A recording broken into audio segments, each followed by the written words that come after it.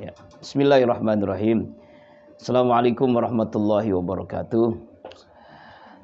Amin. Subhanallah wa bihamdihi, subhanallahil azim, adada khalqihi wa ridha nafsihi wa zinata arsi wa midada kalimati. Asyhadu an la ilaha illallah wahdahu la syarikalah wa asyhadu anna sayyidana Muhammadan abdu wa rasuluh la nabiyya ba'dah.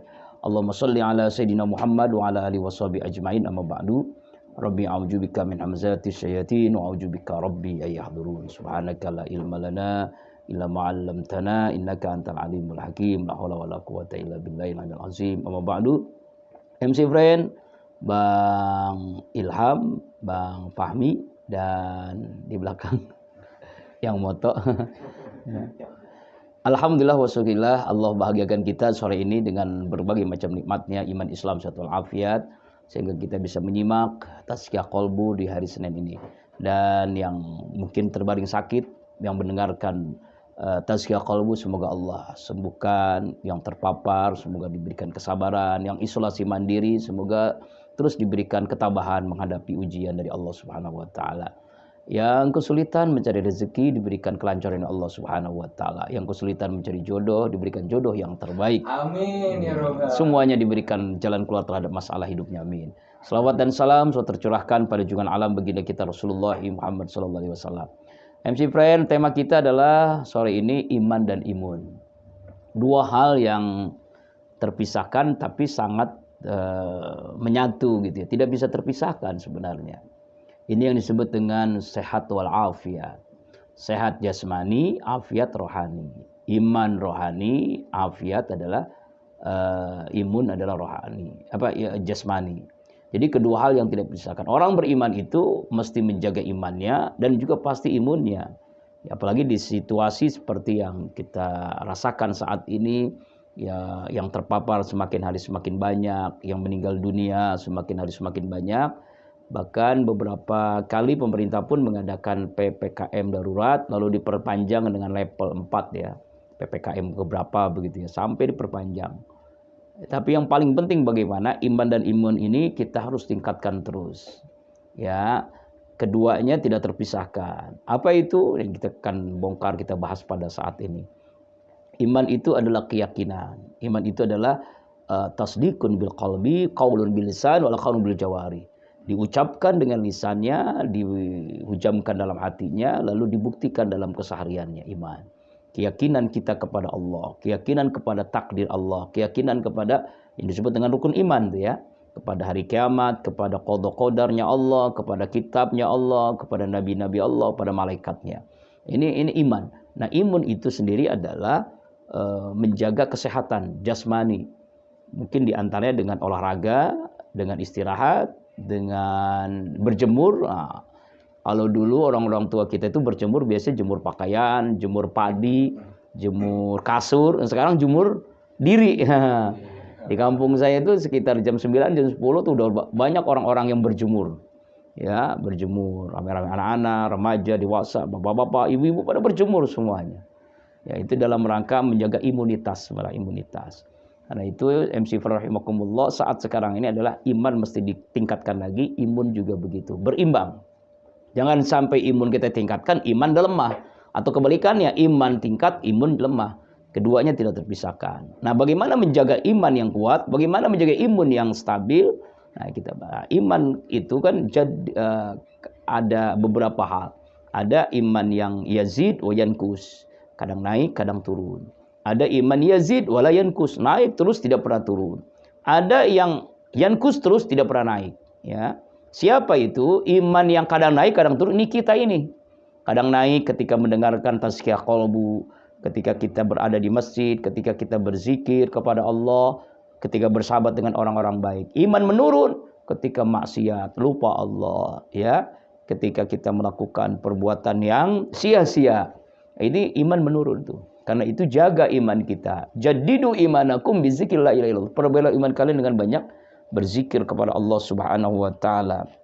Dalam surah Al-Anfal ayat yang kedua, ketiga, dan keempat ini bagaimana ciri-ciri orang yang imannya kuat. Ya, imannya mantap. A'udzubillahi minasyaitonir rajim. Innamal mu'minuna alladzina idza dzukirallah wajilat qulubuhum. Sesungguhnya orang-orang yang beriman apabila disebut nama Allah tersentuh hatinya. Nah, bergetar hatinya. Disebut nama Allah bergetar hatinya. Ini orang yang imannya mantap, imannya kuat. Apa maknanya bergetar hatinya? Maknanya adalah ketika azan berkumandang misalnya, lalu dia bersegera menghadap Allah, ya, bukan cuek dengan panggilan Allah. Banyak di antara kita cuek dengan panggilan Allah. Azan itu ya azan begitu ya, sekilas saja. Padahal azan itu bukan panggilan muazin, panggilan Allah lewat suara muazin. Karena itu ketika panggilan Allah lewat suara muazin itu bersegeralah untuk memenuhinya. Itu tanda hatinya bergetar ketika disebut nama Allah. Bergetar juga maknanya adalah ketika dia bertaubat kepada Allah, tersentuh dengan kalimat Allah. Bahkan kalimat-kalimat Allah itu dengan membuat dia meneteskan air mata karena mengingat dengan dosa-dosa yang pernah ia lakukannya.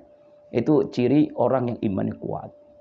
Yang kedua adalah wa ijatuliyat alaihim ayatu zadathum imana. Nah, apabila dibacakan ayat-ayat Allah bertambah imannya. Dibacakan ayat Allah, apa maksudnya ayat Allah itu? Ayat Allah itu ada 3. Ada ayat terucap Al-Quranul Karim, firman Allah. Ada ayat yang tercipta alam semesta ini, bahkan kejadian peristiwa yang terjadi saat ini. Dan ayat hidup Rasulullah SAW. Ayat Al-Quran, dibacakan ayat Allah bertambah imannya. Ini cara meningkatkan imannya. Ya, baca Al-Quran. Makanya ternyata dahsyat banget bang. Ketika seorang baca Al-Quran, ternyata juga penyembuh daripada orang yang terpapar COVID-19. Dan itu terbukti. Ada sahabat saya yang sering meruqyah, orang-orang yang meruqyah kena gangguan jin. Ternyata dibacakan ayat Al-Quran itu ternyata penyembuh yang hebat. Ternyata bisa menyembuhkan. Lalu juga ada yang pengalaman teman yang pernah terpapar isolasi mandiri. Ternyata dia membaca Al-Quran itu dikeraskan bacanya. Jadi bacanya itu dikeluarkan suaranya. Itu juga diantara efektif ya melawan virus yang ada dalam dirinya. Ya memang janji Allah dalam hadis qudsi Rasulullah bersabda, Allah berfirman, apa kata Allah? Ana ma'a abdi zakarani wa taharakat bi syafatau. Aku bersama hambaku yang artinya lisan mengingat aku dan lisannya menyebut nama aku. Jadi ketika kita membaca Al-Qur'an, baca Al-Fatihah, Al-Ikhlas, Al-Falaq, An-Nas, Ayat Kursi, Al-Insyirah, surah Al-Baqarah, An-Nisa, Al-Anfal, itu kita lafazkan. Kita keluarkan suara kita. Apalagi yang terpapar seperti itu. Itu penyembuh yang hebat, luar biasa. Ayat Allah, Al-Quranul Karim. Iqra'ul Quran, kata Nabi, ya'ti yaumal qiyamah syafi'an li as. Baca Al-Quran, Al-Quran itu memberikan syafaat pertolongan bagi orang yang membacanya. Kemudian Al-Quran, itu ayat Allah. Kemudian ayat yang kedua, ayat ciptaan Allah. Ketentuan Allah. Ini juga virus ini, COVID ini adalah bagian daripada ketentuan Allah. Allah menentukan tahun segini ada bencana, musibah yang melanda seluruh dunia ini. Nah, makanya kita memahaminya dalam kacamata iman. Orang yang beriman memahaminya adalah setiap apapun yang terjadi itu pasti ada hikmah. Ya, di balik peristiwa, kejadian, masalah apapun.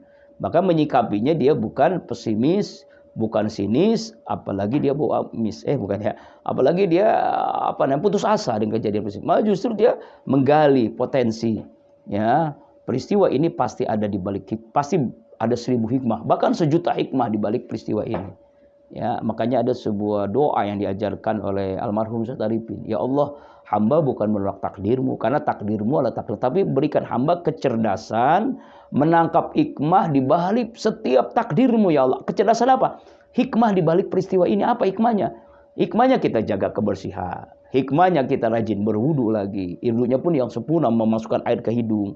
Dulu mungkin hanya wudunya asal-asalan, hanya telinga, hidung aja kena. Sekarang air dimasukkan ke hidung.